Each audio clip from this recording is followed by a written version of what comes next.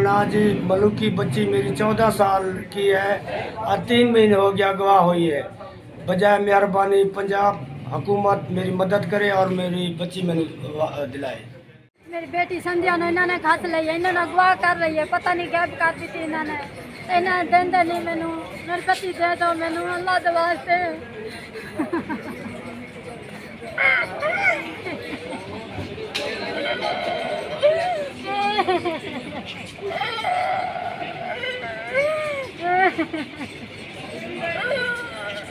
New castle Christian network NCN TV के talk show आपके मुताबिक में सैमसन जावेद आज के मेहमान एडवोकेट लाजर अल्लाह रखा और तमाम नाज़रीन आपको खुशामदीद कहता है। आज के हमारे मेहमान जो चाइल्ड मैरिज और कम उम्र तब्दीली मजहब की रोकथाम के लिए ग्रास रूट पर काम कर रहे हैं। कम उम्र तब्दीली मजहब और निकाह इंतहाई अज़ियतनाक और सीरियस इशू है, जिसके बायस हिंदू कम्युनिटी और क्रिश्चियन कम्युनिटी और डिफरेंट मनाटे जो हैं एक बहुत ही कर्ब से गुजर रही हैं। इसकी रोकथाम के लिए तमाम सतह पर काम किया जा रहा है।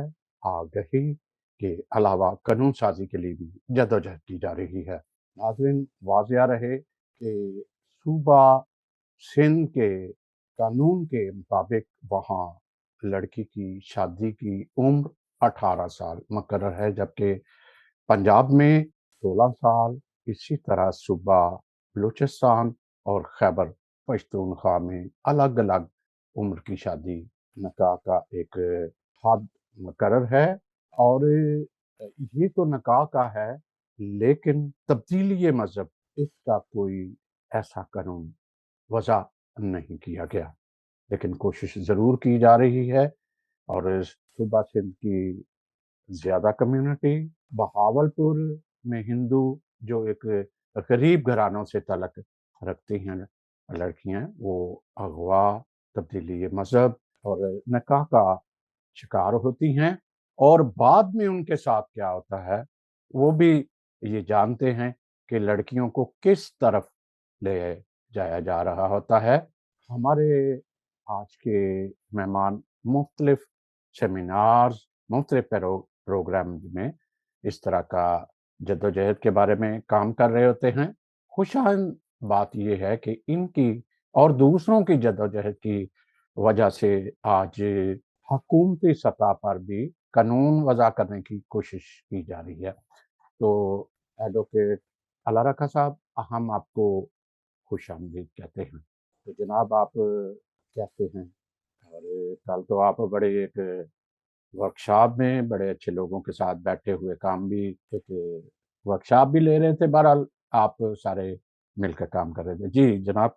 जी सैमसन जुबैर साहब, बहुत शुक्रिया आपको और तमाम नाजरीन को और तमाम सुनने वालों को मेरी तरफ से खुदावंद यीशु मसीह में प्यार भरा सलाम। इससे पहले कि मैं शुरू करूं सवालात करने, मैं तमाम नाजरीन को ये कहता चलूं कि अगर आपका कोई ऐसा क्वेश्चन है तो वो मुझे कॉल कर सकते हैं, हम उनको थ्रू कर लगेंगे।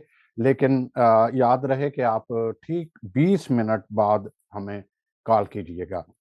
जनाब लाज़र साहब, आप ये बताइएगा कि किस जद्दोजहद, किस लेवल पे आप काम कर चुके हैं और किस सतह पे अब जाने का इरादा रखते हैं? जिस तरह के मिसाल के तौर पर खानदान हो गया, ये आप ही बताइएगा कि आप कौन-कौन से मरहले बखूबी तय कर चुके हैं? जी। अगर सच्ची बात बताऊं तो हमने आज तक किया ही कुछ नहीं अपनी कम्युनिटी के लिए और अपनी बरादरी के लिए। जो जी। हमें करना चाहिए था वो हम नहीं कर पा रहे, तो उसके पीछे एक बहुत बड़ी वजह है। पहले नंबर पे आप ये देखें कि ये जो मसीही और जो हिंदू बच्चियां, एक कम उम्र टेंडर एज बच्चियां अगवा होती हैं और फिर शादी होती है, तो इसका अगर हम डाटा कलेक्ट करें तो ऑलमोस्ट 1000 से लेके 1300 तक हर साल जो बच्चियां हैं माइनॉरिटीज की 14 साल की उम्र से कम या 14 साल की उम्र के करीब, वो शादी के नाम के ऊपर मजहब तब्दील करवा लिया जाता है उनको और वो कन्वर्ट हो जाती है। अब सैमसन जुबैर साहब, ये बड़ा एक बर्निंग इशू है। पाकिस्तान में मिनॉरिटीज़ कम्युनिटी की और ख़ासकर वालिदैन की चीखें निकल रही हैं कि ये जो हमारी कम उम्र बच्चियाँ हैं, इनको अगवाकार जो है वो अगवा करते हैं और शादी के नाम के ऊपर इनके साथ जिनसी जो है वो ज़्यादती होती है और ये एक एक कमोडिटी जिसको हम कहते हैं कि सेक्स ऑब्जेक्ट के तौर पर बच्चियाँ इस्तेमाल होती हैं। जी, जी, खरीदो-फ़रोख्त जिसको आप खरीदो-फ़रोख्त भी कह सकते हैं। जी, जी, शादी के बाद तो खरीदो वो तो बहुत सारी बच्चियाँ जो प्रोस्टिट्यूशन में हुँ, चली जाती हैं। जो हुँ, हम जिस सत्ता के ऊपर काम करना चाह रहे हैं, ये जो हमारे जितने भी पाकिस्तान में साथी हैं, हुँ, ये जो इंसानी हकूक की तंज़ीमें हैं, वो अब इस नतीजे पर पहुँच चुकी हैं कि कम से कम हमें ये पहले स्टेप पे हमें ये सक्सेस मिली है कि हम हुकूमत को और जो अदारे हैं, उनको ये बताने में, उनको बावर कराने में ये तो कामयाब कम अज़ कम हुए हैं कि ये कम उम्र बच्चियों की शादी और कन्वर्जन इक़लियतों का एक मसला है।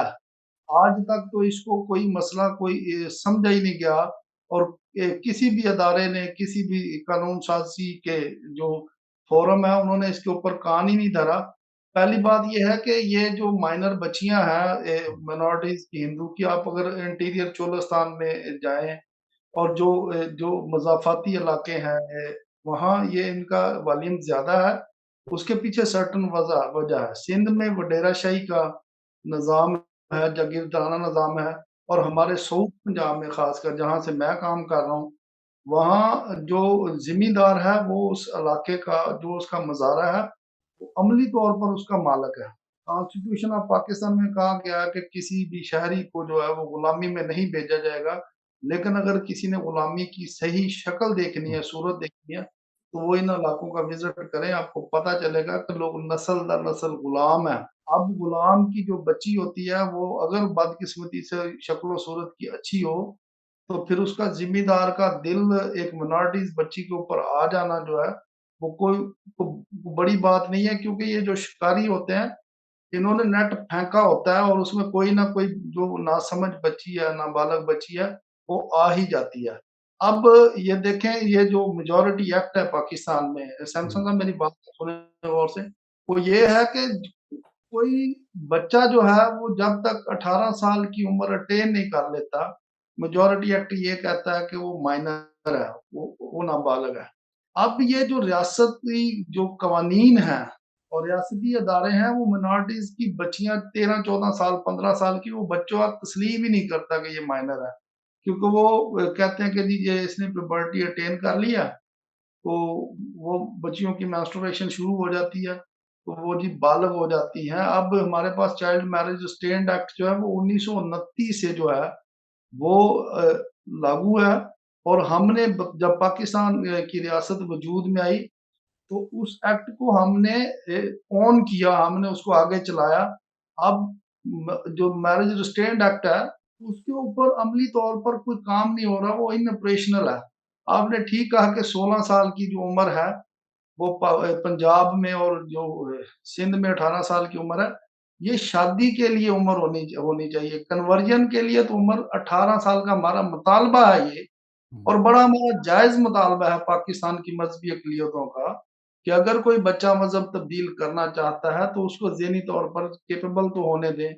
13-14 साल का जो बच्चा है, वो कहा ये जाता है, जो पेपरों में लिखा जाता है कि वो उसने इस्लाम से मुतासिर होकर जो है वो अपना मज़हब तब्दील किया है। तो अगर वो इस्लाम से मुतासिर हुआ है, तो फिर उसको दीनी तालीम दें, अगर वो बच्ची है, तो उसको किसी मदरसे में दाखिल करवाएँ, वो एक अच्छी मुसलमान बन के निकले। ये नहीं कि वो 12, 13, 14 हुँ। साल की उम्र में शादी के नाम पे जाके किसी का बिस्तर गरम करे। यही ज़ुल्म हो रहा है और ये इस ज़ुल्म में अदालतें बराबर की शरीक हैं। काज़ी साहब 1 मिनट आपका मैंने आर्टिकल भी देखा बड़ा खूबसूरत, बड़ी सिफ़ारिशात लिखी। आप ठीक जा रहे हो, लेकिन मैं ये पूछना चाहूँगा अभी कोर्ट में आ जाता है, केस कोर्ट में आ जाता है। वहाँ जो है उसके बोन मैरो के ज़रिए उसकी उम्र का मेडिकल होता है। फिर उसमें वो भी निकल आता है जैसे ये पिछले दिनों पे कराची की बेटी थी अभी हाल ही में तो उसकी उम्र उन्होंने कहा कि उसके माँ-बाप ने कि अभी तो हमारी शादी को इतने साल नहीं हुए, हमारी बेटी कैसे शो हो गई? तो फिर वहाँ पे जो शरई अदालतें हैं वो भी अपना एक कर देते हैं। तो मुश्किलात थोड़ा-सा बताते हुए आगे बढ़ते हैं। क्या मुश्किलात क्या होती हैं? जैसे कोई अदालत में केस चला जाता है। अब ये है कि जो नादरा का रिकॉर्ड होता है अब अगर बच्ची अगर उसका हुँ, 2003 या 4 में या 5 में हुँ, बर्थ सर्टिफिकेट बन गया, तो हुँ, माँ-बाप को ये इल्हाम हो जाना है कि हुँ, ये बच्ची जब 14-15 साल की होगी तो इसने घर से भाग जाना है या इसने मज़हब तब्दील हुँ, कर लेना। हुँ, तो जो ये तो कोई लॉजिकली बात नहीं है ना अदालतों के सामने जब हम रखते हैं हुँ, कि एक बच्ची का जो बर्थ सर्टिफिकेट है ये बेफ़ामा और नादरा का ऑफ़िशियल रिकॉर्ड है, सरकारी रिकॉर्ड है। वो हुँ, ये कह रहा है कि बच्ची की उम्र 13 साल है या 12 साल है या 14 साल है, तो अदालतें उठा के उस जो ऑफ़िशियल जो डॉक्यूमेंट है, जो उस वक़ूआ से 4, 5, 6 साल पहले का जारीशुदा है, उसको कोई वेटेज नहीं देती, उठा के रद्दी के टोकरी में फेंक देती हैं। और दूसरी जो बात आपने कही, ये जो कराची का केस है, दुआ ज़ारा केस।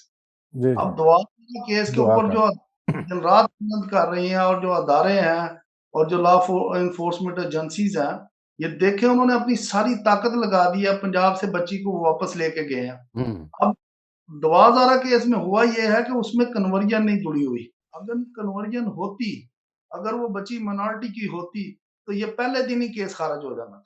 क्योंकि ये वो शादी है और पीछे जो है उसके एक सेक्ट है, पीछे उसके पीछे ताकत है एक मज़हब की, तो उन्होंने वो अच्छा दूसरी बात ये लगे कि वो कराची में जाके उसके 2 मेडिकल स्टैंडिंग बोर्ड हुए हैं। एक में कहा कि जी ये 15-16 साल की है, हुँ, दूसरे में ये उन्होंने कहा कि जी 16-17 साल की है। हुँ, अब जो मेडिकल स्टैंडिंग बोर्ड है उसके ऊपर अप्लाई नहीं किया जा सकता। हुँ, मेडिकल स्टैंडिंग बोर्ड जो है वो 2-3 साल का मार्जिन देता है, 1-2 साल का, कि ये 16 साल हो सकती है, 17 साल हो सकती है, 18 साल हो सकती है। हुँ, अब जो मिनॉरिटीज़ की बच्चियाँ हैं इनको स्पेशल ट्रीटमेंट ये मिलनी चाहिए कि ये मुझे ये बताइए कौन-सा ये ऐसा कोई गिदड़-सिंगी है कि हुँ, एक ही दिन में बच्ची जो है वो इस्लाम से मुतासिर होती है, एक ही दिन में वो जाके अपने जो अगवाकार है उसके साथ चली जाती है, उसी दिन उसका कन्वर्जन सर्टिफिकेट आ जाता है, हुँ, उसी दिन उसका जो निकाहनामा है वो सामने आ जाता है और हुँ, निकाहनामे के ऊपर उसका हक़्क़ल महर लिखा होता है हुँ, 3000 या 5000 ताकि उसके अगवाकार का जब इससे दिल भर जाए, इस खातून से हुँ, या इस बच्ची से जो नासमझ है, जो फिसल गई है, तो फिर वो 2-3-4 हज़ार रुपया उसकी जेब में डाले और उसको बाय-बाय कर दे। अब बहुत सारे मेरे पास ऐसे भयानक जो है वो स्टोरियाँ हैं, दिल दहला देने वाली स्टोरियाँ हैं कि बच्ची जब 2-3 साल की होती है तो 4-4 दफ़ा उनके अबॉर्शन करवाए गए हैं, 4-4 दफ़ा, उनसे औलाद नहीं ली जाती। हुँ, ये माइनॉरिटीज़ की बच्चियाँ हैं, ताकि वो जो वारिस पैदा करेंगे, जो ज़िम्मेदारों की ज़मीनों में से हिस्सा वो माँगेंगे। अब ये सारा सेक्स का खेल है, हुँ, मज़हब को टूल के तौर पर इस्तेमाल किया जाता है और हमारी जो अदारे हैं, जो देखें पुलिस के पास जाते हैं तो उसमें 100% मुसलमान होते हैं, हुँ, अदालतों में जाते हैं तो 100% उसमें मुसलमान होते हैं। अब एक जो गरीब माँ-बाप है, जो मज़ारा है या जो सैनिटरी वर्कर है, हुँ, उसकी पहले थाने में जाते ही जो है वो उसकी तज़लील शुरू हो जाती है। पहले दिन ही जाके वो कहता है कि जी मेरी बच्ची के साथ जो है वो ये हादसा हो गया। तो थानेदार बजाए अपनी कानूनी ज़िम्मेदारी पूरी करने के, वो उसी को कहता है वो तेरी बच्ची भज गई होएगी। जैसे यार ना दो वो इतने जो अब्यूसिव लैंग्वेज इस्तेमाल हुँ, करते हैं हुँ, कि माँ-बाप की जो गैरत है वो गवारा नहीं करती कि वो थाने में खड़े रहें। हुँ, अब दूसरा जो मरहला है वो ये देखिए इसमें 3 सेगमेंट काम कर रहे होते हैं अदालत हुँ, जो इस हुँ, सिस्टम में कि पहले नंबर पे जो है वो एफआईआर पुलिस की इन्वेस्टिगेशन है। दूसरे नंबर पे आके अदारे हैं, अदालती अदारे हैं जो अदालत में वो केस आता है। तो उसके बाद फिर हम जाके जो सोसाइटी है, अब जिसकी बच्ची भाग जाती है ये टैबू है, ये एक स्टिग्मा है कि वो मुँह छुपाते फिरते हैं, वो तो हफ्ता-हफ्ता 10-10 दिन किसी को बताते ही नहीं कि हमारी बच्ची कहाँ गई है और कौन ले गया। उसके बाद खुदा-खुदा करके एफआईआर होती है, तो एफआईआर दर्ज होने के फ़ौरन बाद ही पुलिस को कैसे पता चल गया कि ये बच्ची कन्वर्ट हो गई है और इसने शादी कर लिया है। फ़ौरन 164 के बयान के लिए बच्ची पेश की जाती है और साथ ही उसका जो है कन्वर्जन सर्टिफिकेट और मैरिज सर्टिफिकेट पेश किया जाता है। अब कानूनी तौर पर जो बच्चा 18 साल का नहीं है, जो मेजॉरिटी की एज को जिसने अटेन नहीं किया, वो 164 का बयान रिकॉर्ड ही नहीं करवा सकता।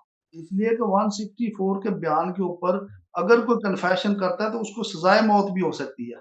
ये जी, कानून तो जब 164 के बयान को वेटेज दे के एफआईआर खारिज कर दी जाती है, तो फिर जो हमारे पास जो है वो फोरम बचता नहीं कि हम अपनी बच्ची का हाल भी पूछ सकें। अब दूसरा ये देखें, जब हाई कोर्ट में जाता है, 491 पिटीशन फाइल की जाती है, बच्ची को प्रोड्यूस किया जाता है। अब 491 जो 491 की लैंग्वेज ये है कि इल्लीगल और इम्प्रॉपर कस्टडी। अब नाबालिग बच्चा अपने कार के पास है, चाहे उसने शादी कर लिया, लेकिन उसकी इम्प्रॉपर कस्टडी है कि लॉफुल गार्डियनशिप से बच्चे को निकाल के अदालतें जो उसके अगवाकार को दे देती हैं, ताकि जाए और उसके साथ वो सेक्स का गेम जो है वो खेले। जी सैमसन साहब। मेरे कई दफ़ा ज़हन में आता है कि कानून में काफ़ी सारी रुकावटें हैं, थाने में रुकावटें हैं, वो जो करने वाला है वो बड़े सोर्सफुल होते हैं। फिर क्योंकि ये एक मज़ाहिब के दरमियान में एक आ जाती है बड़ी कबाहत सी। एक तरफ मुल्ला लोग खड़े होते हैं, एक तरफ मिनार्टी के लोग खड़े होते हैं, जिस तरह कराची में तो कितने वाक़यात इस तरह सामने-सामने हुए हैं। तो अक्सर लोग कहते हैं कि हमारी कम्युनिटी में वुकला की जो क्रिमिनल लॉ या इस केस को लड़ने की तरबियत नहीं, या इस तरह लड़ने का या बैक में एक पावर होनी चाहिए, वो नहीं है। क्या ये ठीक बात है कि हमारे जो वुकला एक केस की पैरवी कर रहे होते हैं, वो डिफेंड करना होता है उसके मुताबिक, वो काम उनके नॉलेज होती है। दूसरा, उसके पीछे एक जो पावर चाहिए वो पावर नहीं होती। क्या ऐसी है कोई बात? ये हाँ। सैमसन साहब की बात ये है कि ये जो बित बनाई गई है ये एब्सोल्युटली गलत है और मैं उसको सख्ती के साथ रद्द करता हूँ। काज़ी साहब, आपको पता है कि हर केस जो है वो जबरान कराची में चला जाता है, क्योंकि वो एक समझा जाता है कि एक्सपर्ट हो गया है इस मैं ऐसे केसेस। क्या आप खुद आपको पता है? मैं आपको बता रहा हूँ ना, जी, मेरी आप जी। इस जो पाकिस्तान में जो क्रिश्चियन वकील हैं, मैं तो एक मामूली सा वकील हूँ, पाकिस्तान में बड़े-बड़े क्रिश्चियन वकला के नाम हैं, हुँ, हुँ। बड़े-बड़े उनके जो है वो उनकी खिदमात है। हुँ, किसी तरीके से भी मसीही वकील जो है वो दूसरों से कम नहीं है। हुँ, अब आप मैं नाम नहीं लेता, चलें हुँ, कराची के आपने वकील की बात की है, तो हुँ, उठा के देखें कि उसने जो चाइल्ड मैरिज को तो चैलेंज किया, हुँ, किसी वकील में मुसलमान वकील में इतनी हिम्मत है कि वो कन्वर्जन को चैलेंज करके मुझे दिखाए, नहीं की, करेगा भी नहीं कभी। वो इसलिए कि इस शादी के साथ कन्वर्जन जुड़ी हुई है, बल्कि कन्वर्जन के साथ शादी जुड़ी हुई है। जी, जी, जो जी, मुस्लिम बिल्कुल। करता है, वो दोनों महाज के ऊपर लड़ रहा होता है। वो उस चाइल्ड मैरिज को भी चैलेंज कर रहा होता है और उस कन्वर्जन को भी कर रहा होता है। बिल्कुल। जो दूसरे नामी-गिरामी जो वकील ये उठाते हैं कराची वाले ये हुँ, सिर्फ़ चाइल्ड मैरिज को जो है वो चैलेंज कर रहे होते हैं। ये कन्वर्जन को तो हाथ लगाते हुए इनके हाथ काँपते हैं, इनकी टाँगें काँपती हैं।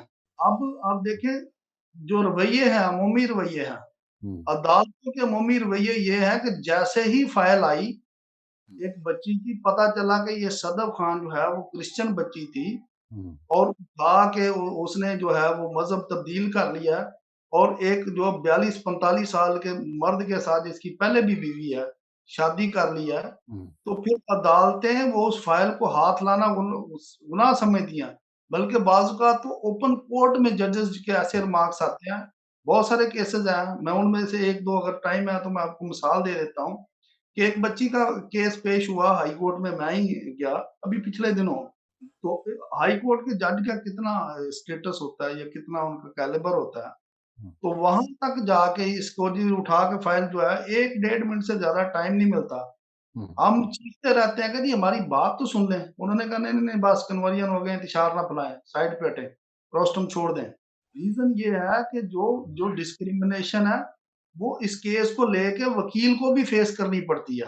अब ये जो जो ये कहानी बनाई गई है कि जी क्रिश्चियन वकील के पीछे पावर नहीं होती, ना क्रिश्चियन वकील के पीछे पावर है, ना मुसलमान वकील के पावर है। पावर है तो कानून में है, पावर है तो आइन में है। कानून के में जब सिकम होगा, तो हुँ। उसमें क्रिश्चियन वकील क्या करेगा?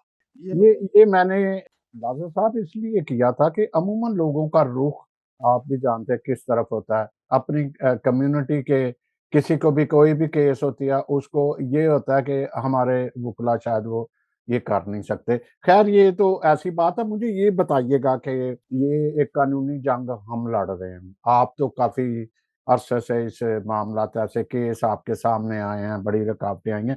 अब ये बताइएगा कि हम कवानीन के अलावा कोई ऐसा हल है जिस पे हम ऐसा कर सकें कि इसकी नौबत ना आए, ऐसे केसेस की, ऐसे मामलात की नौबत ना आए?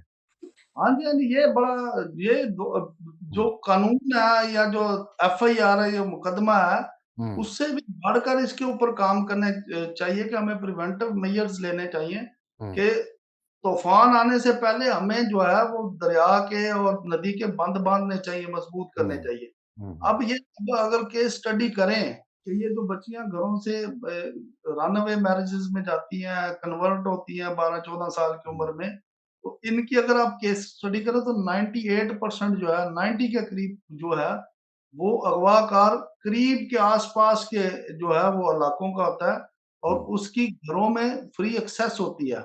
वो या बीवी का भाई बना होता है या उस जो बच्ची का बाप है उसका भाई बना होता है।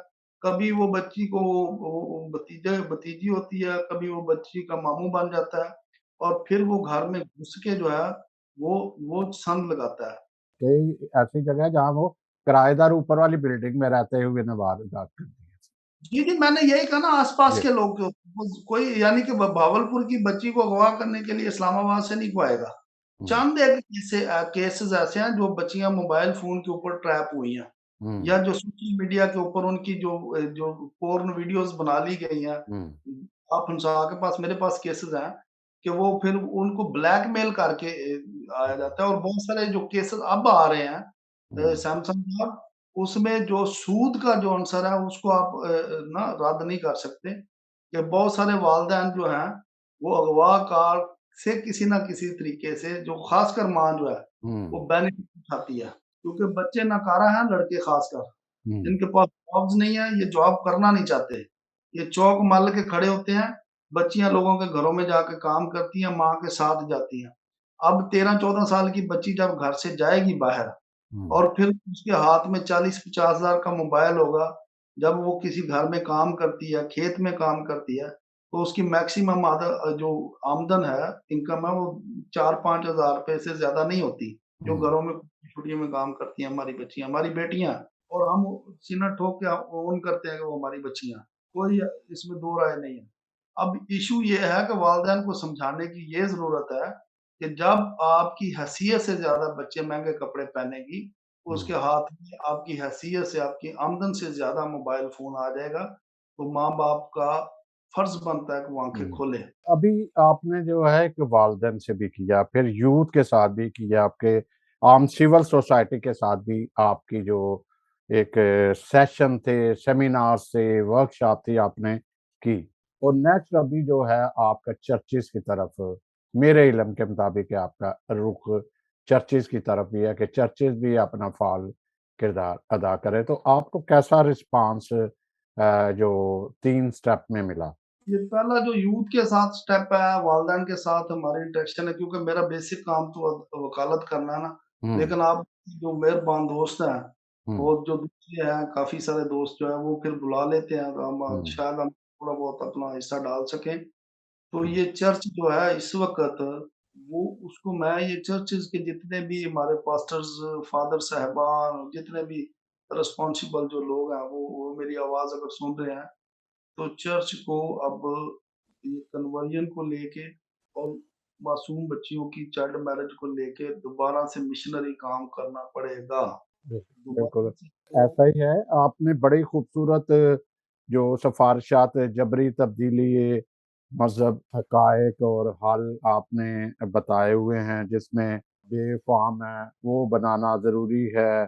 फिर उम्र और काफ़ी सारी आपने जो है अपने आर्टिकल में ऐसा लिखा हुआ है। तो मैं ये चाहूँगा कि अगर आप वालिदैन या इनके लिए ऐसी एहतियाती तदाबीर जो हैं, अगर अभी आप बताना चाहें कि क्या करना चाहिए? किस तरीके से मैं एक छोटा-सा आपको लाज़र साहब ये बताना चाहूँगा कि किसी वक़्त जब हम यूथ ग्रुप था, तो हम अपने मोहल्ले में अपने-अपने मतलब हमारी यूथ ख़्याल रखती थी कौन गया, कौन आया, क्या हो रहा है। लड़कियों हमारी बल्कि उस वक़्त यूथ जो है कंबाइंड यूथ होती थी। लड़की-लड़कियों की इकट्ठी तकरीबन यूथ हुआ करती थी, लेकिन ध्यान रखती थी। आज का नौजवान इससे कहीं या तो खुद ले आता है या खुद खड़ा होता है गलियों में, वो जीना दो-बार कर देता है। तो आप क्या कहना चाहेंगे कि रोकथाम के लिए ऐसे तरीक़ाकार अपनाए जाएँ? हाँ, ये बड़ी जो आपने बात की है ये बड़ा इश्यू है इस वक़्त। मैं जितने भी वालिदैन जो हैं ख़ासकर जो भाई हैं, वो मेरी बात सुन रहे हैं तो मैं आपको ये बताना चाहता हूँ कि वालिदैन को ख़ासकर कि जो बेटियों की जो आप तरबियत करें, हुँ, उनके साथ आपकी फ्रेंडली जो है वो माहौल होना चाहिए घर में। लेकिन बेटी को बहुत ज़्यादा प्यार दें, वो हकदार है। मेरी भी बेटी है, 14-15 साल की, मोटरसाइकिल पे वो जाती है कॉलेज। तो हद से ज़्यादा बच्चियों को ख़ासकर आज़ादी नहीं देना चाहिए। जिस जैसा देश वैसा देश। In Rome do as Roman do. अब हमने ज़रूरत से ज़्यादा हम लिबरल बनने की कोशिश करते हैं। पुराने वक़्तों में माएँ जो थी वो अपने बेटों की ख़ासकर गैरत को पालती थी, उनको वो ज़िंदा रखती थी। अब वो पुराने वक़्तों में आप देखें जो है वो बेटी को जो है इज़्ज़त के साथ मंसूब किया जाता था। किसी हुँ, की भी बेटी होती थी, शादी किसी की बेटी की होनी तो पूरे मोहल्ले ने यही समझना कि जी जो दामाद साहब आए हैं वो पूरे हुँ, मोहल्ले के दामाद हैं। तो माँओं को मैं कहता हूँ कि अपने बेटों की गैरत को ज़िंदा करें दोबारा से।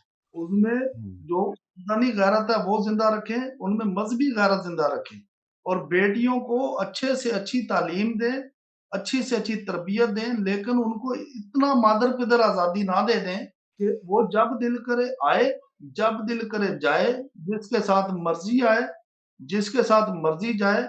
ये मैं आपको सच्ची बात बता रहा हूँ, वो सादत हसन मंटो का एक एक अफ़साना है कि खुला गोश्त, ये जिस मुआशरे में हम रह रहे हैं, जी, इसमें हमारे आस-पास जो है वो भेड़िए हैं, जेनोसाइड करते हैं, वो बच्चियों को शिकार करते हैं। हुँ, ये जो बच्चियों को शिकार करना ये एक मज़हबी इश्यू तो है ही है, हुँ, लेकिन पाकिस्तान जैसे तंग नज़र मुआशरे में ये एक समाजी मसला है, ये एक सोशल इश्यू है। आप देखें चाँद गाड़ी के ऊपर बच्ची बैठी होती है, वो अगर 14-15 साल, 16 साल की है, उसने जीन्स पहनी होती हुँ, है, वो हुँ, पीछे मोटरसाइकिल जो सवार है उसकी उम्र 50 साल भी होगी, तो वो पीछे उसके ऐसे खा जाने वाली नज़रों से उस बच्ची को हालाँकि उस बच्ची का ना रिलिजन पूछने की ज़रूरत है, ना उसका मसलक पूछने की ज़रूरत है, ना उसका ख़ानदान पूछने की ज़रूरत है। सिर्फ़ वो बच्ची है तो इस सोसाइटी को एक औरत के नाते, एक पर्सन के नाते उस बच्ची की इज़्ज़त करना वाजिब है और करनी चाहिए। अब ये जो बच्चियों को वालियम भागने का घरों से और ये कन्वर्ट होने का हम रोक कैसे सकते हैं? पहले नंबर पे तो ये घर के अंदर से जो लीकेज होती है इसको बंद करें। माँ को, बहन को, किसी न किसी को ये बिल्कुल स्मेल हो जाना चाहिए कि बच्ची के ज़िंदगी में चल क्या रहा है। वो वॉशरूम से आधा-आधा घंटा, पौना-पौना घंटा फ़ोन लेके जाती है, तो चेक करें कि वो इतनी देर वॉशरूम में क्यों लगाती है। वो अपने बिस्तर के अंदर, रज़ाई के अंदर मुँह करके 24 घंटे टेलीफ़ोन के ऊपर, मोबाइल फ़ोन के ऊपर लगी रहती है। चेक करें, उसका माँ को चाहिए कि उसका मोबाइल फ़ोन चेक करे। जब हम बच्ची की ज़िंदगी में झाँक कर देखते ही नहीं कि इसकी ज़िंदगी में चल क्या रहा है, तो हम बच्ची से अक्सर गाफ़िल हो जाते हैं। तो बहुत सारे ऐसे केसेज़ हैं कि गुर्बत की वजह से बच्चियाँ जो हैं वो घरों से भागती हैं।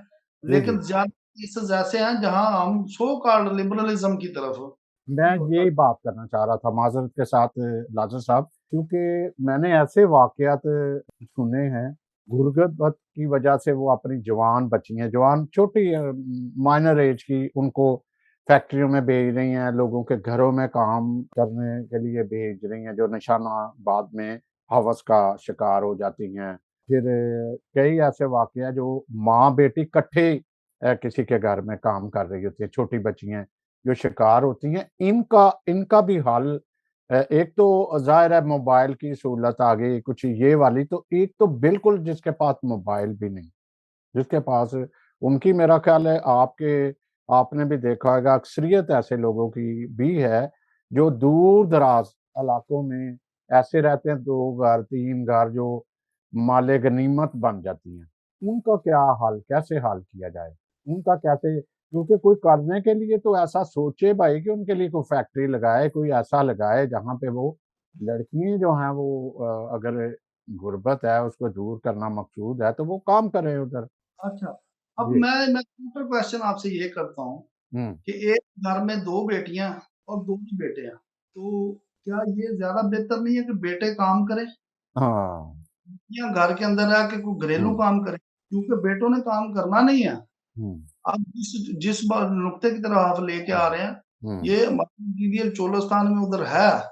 अब ये देखें फोर्स की जो जो डेफिनेशन है, वो ज़रूरी नहीं कि किसी बच्ची की गन पॉइंट के ऊपर जो है उसको अगवा किया जाए, बंदूक हुँ, रख दी जाए और उसको लेके भाग जाए।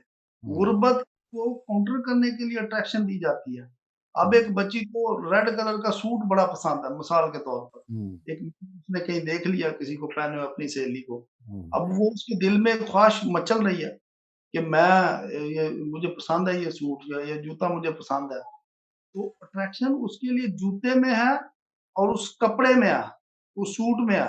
वो उस अट्रैक्शन को जो पूरी करने वाला शख्स मर्द है, वो उसको ये फ़ोर्स की एक किस्म है कि जब किसी की चीज़ की तरफ आप अट्रैक्ट होते हैं, वो समझ ये लेती है कि ये मेरा हमदर्द है, जिसने मुश्किल वक़्त में मुझे सहारा दिया है।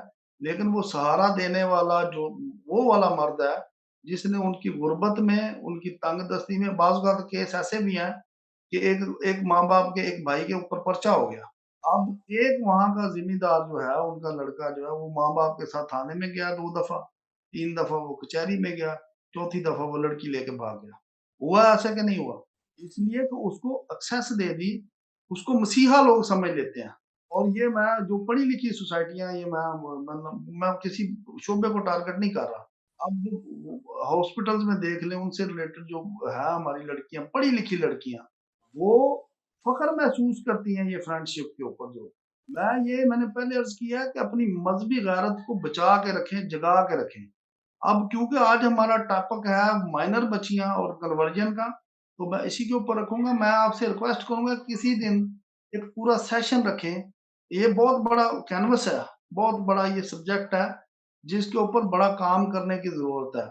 अब जो जो इसके प्रिवेंटिव मेजर्स हैं, उसमें चर्च का जो आपने कहा, तो फादर्स जो हैं हमारे मोअज़्ज़ज़ और हमारे जो पास्टर हज़रात मोअज़्ज़ज़ पास्टर हज़रात हैं, उनसे भी रिक्वेस्ट करें, उनसे मैं मेरी हाथ बाँध के रिक्वेस्ट है कि आप अपने-अपने इलाके में जो जितनी भी आपकी कलीसियाँ हैं, एक-एक शख्स को आप जानते हैं, एक-एक घर को आप जानते हैं।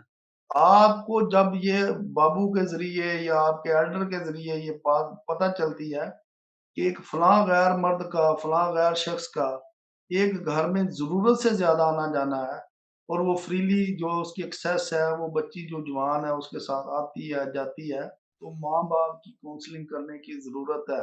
माँ-बाप को समझाने की ज़रूरत है उस बच्ची को जो गलत हाथों में जाने का जिसका अंदेशा है, उस एक रूह को बचाने के लिए हमें हर सतह के ऊपर अपना-अपना रोल अदा करना चाहिए। जी।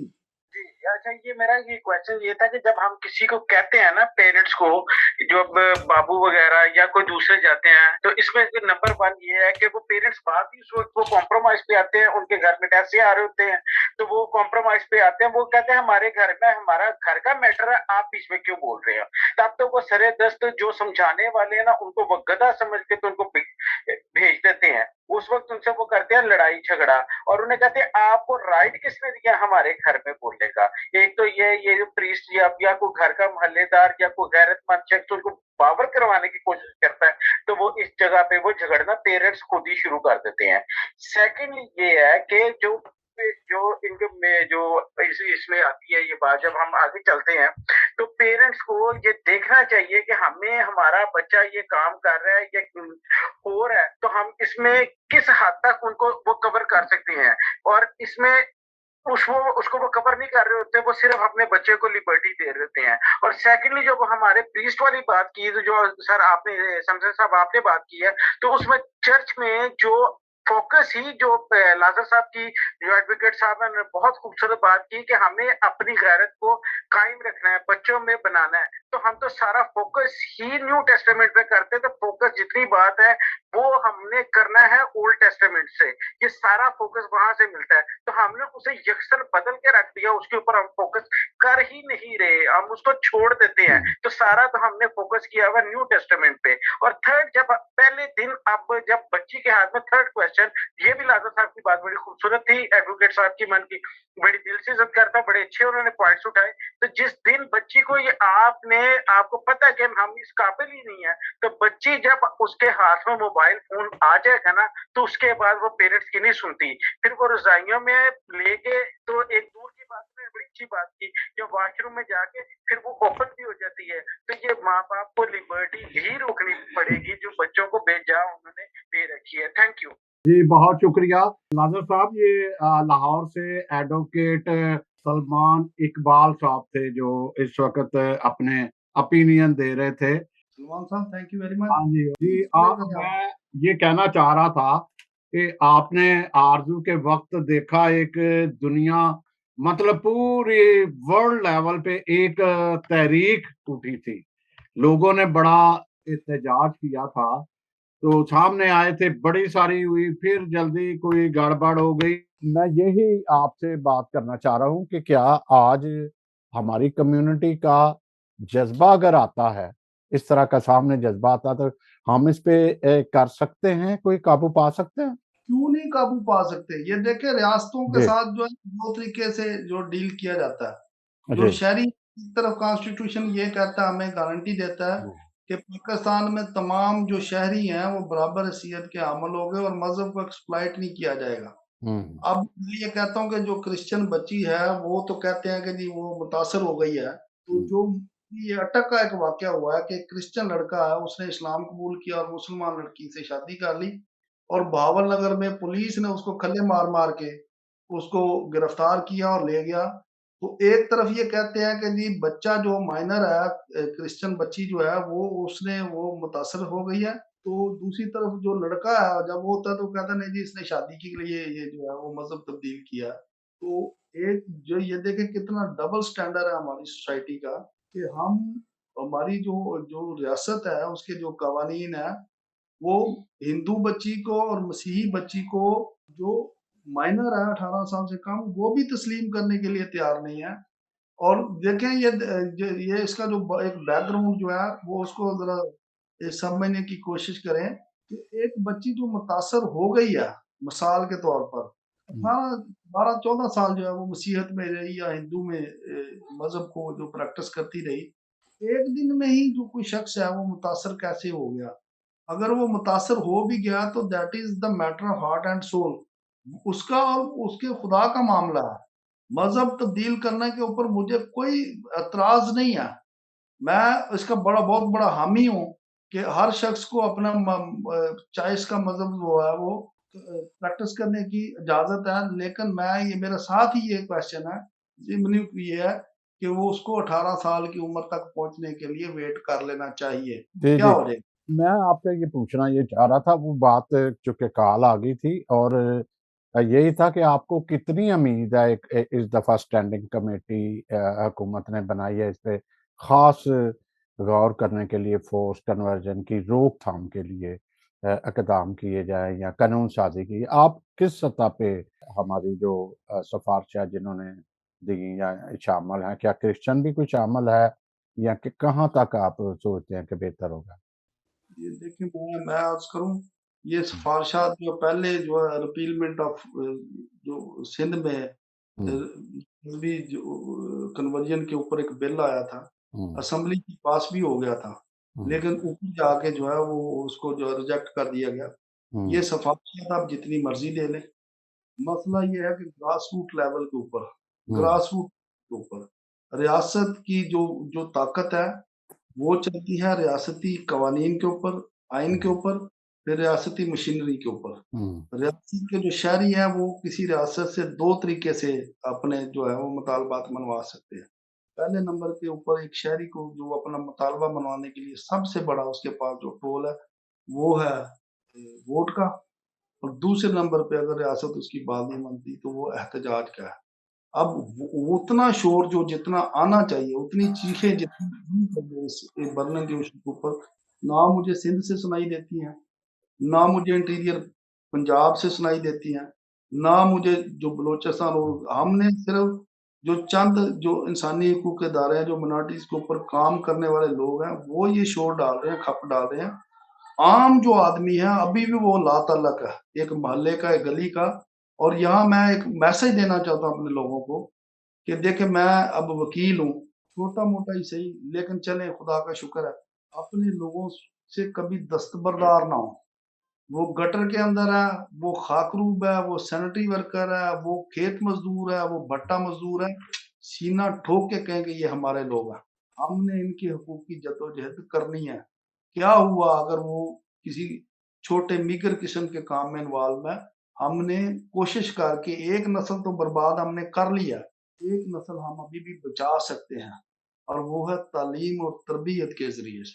बच्चियाँ भागती रहेंगी, ये रुकना नहीं काम। हम कहते हैं कि ये जो पसंद की शादी करनी है, ये सबसे बड़ा इंसान का फंडामेंटल राइट है, उसको मिलना चाहिए। लेकिन उसके लिए कानून साज़ी ये होनी चाहिए कि कोई बच्ची जो है वो 18 साल से पहले शादी नहीं कर सकती, 18 साल से पहले अपना मज़हब तब्दील नहीं कर सकती। देखें ये अगर मुझे कोई पूछे, एक जगह पे मैं था, उन्होंने कहा लादो साहब आप तो लिबरल हैं, मैंने कहा मैं हूँ, क्या? उन्होंने कहा लेकिन मैं साथ मसीही भी हूँ। अब दूसरी बात उन्होंने कहा जी अगर आपकी बेटी जो है, वो चाहे कि वो क्योंकि आप पढ़े लिखे हैं, खुले ज़हन के हैं, वो शादी करना चाहे किसी गैर मज़हब में।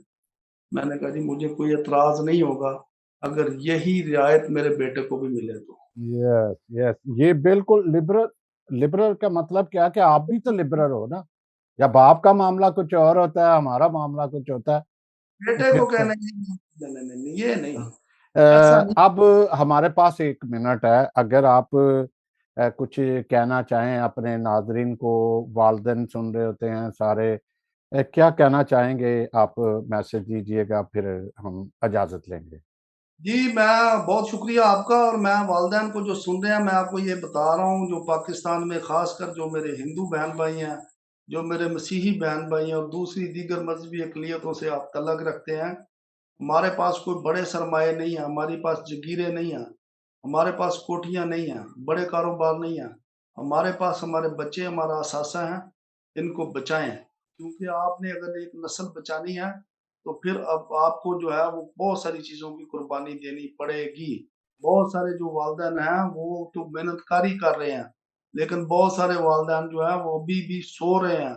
उनको नहीं पता कि एक नस्ल बर्बाद होने का मकसद ये है कि आप 100 साल पीछे चले गए हैं। गरीब रिश्तेदार को अमीर रिश्तेदार भी जो है वो रिश्तेदार तस्लीम नहीं करता। ये ज़िंदगी की सच्चाइयाँ हैं। अगर आपने आज अपने बच्चों को असासा मान लिया, आप समझते हैं कि हमारे बच्चे ही हमारा मुस्तकबिल जिन-जान है, तो अपने बच्चों के ऊपर नज़र रखें, इनको बचा के रखें और ख़ासकर बेटियाँ जो हैं, वो उसको इज़्ज़त समझें और अपनी इज़्ज़त को इस मुआशरे में दरिंदों के आगे, जानवरों के आगे नहीं डालना चाहिए। किसी दरिंदे, किसी जानवर को घर की दहलीज़ पार मत करने दें। बहुत जी। शुक्रिया। जी, मैं भी एक बात कहना चाहूँगा कि आपने भी ऑब्ज़र्व किया होगा कि हमारी सारी कम्युनिटी को ऐसे लगता है कि उनको सियासत बड़ी पसंद है। उनको सियासत इतनी पसंद है कि वो हर हर बंदा अपना एक मौक़िफ़ देता है। तो मैं गुज़ारिश करूँगा खुदारा, जो हमारे इश्यूज़ सीरियस इश्यूज़ हैं, हमारे जो हमारी एक जेनोसाइड हो रही है, नस्ल-कशी हो रही है, इसकी रोकथाम के लिए आप ध्यान दो। सियासत भी ज़रूरी है, लेकिन पहले सियासत आप इधर करो कि हमारी जेनोसाइड को रोको जो हो रही है, इसको रोको। जो हमारे हकूक़, हक़ हैं, उस पे लड़ाई करना, जिहाद करना सीखो, तो मेरा ख़्याल है हम बहुत सारे मामलात पर काबू पा सकते हैं। हमारी यूथ को बेदार होना चाहिए। हमारे मोहल्ले, गली, बड़ी सोसाइटी जितनी भी है, उनको मुश्किल का सामना भी करना पड़ता है कि दूसरा उसकी बात का बुरा भी मानता है, तो मेरा ख़्याल है कि बुरा कुछ देर के लिए बन जाओगे, लेकिन अपनी नस्लों को ज़रूर बचा लोगे। जी, अब इजाज़त लेंगे। और एडवोकेट लाज़र साहब, आपका बहुत शुक्रिया। आपने बड़ी अच्छी बातें बताई। और इंशाल्लाह हम फिर इसी की एक अगली कड़ी लेकर आएंगे। आज आपकी जो सिफारिशात है उस पे हम बात नहीं कर पाए कि आपने क्या सिफारिशात पेश की थी, लेकिन हम आइंदा इस पे ज़रूर बात करेंगे। बहुत शुक्रिया नाजरीन, टेक केयर, अपना ख्याल रखिएगा और अपने वेड़े मल्ले का, गली का आप ख्याल रखिएगा। और जो बड़े हैं वो छोटों पे नज़र रखें, छोटे बड़ों पे अच्छी नज़र की बात कर रहा हूँ। जब आप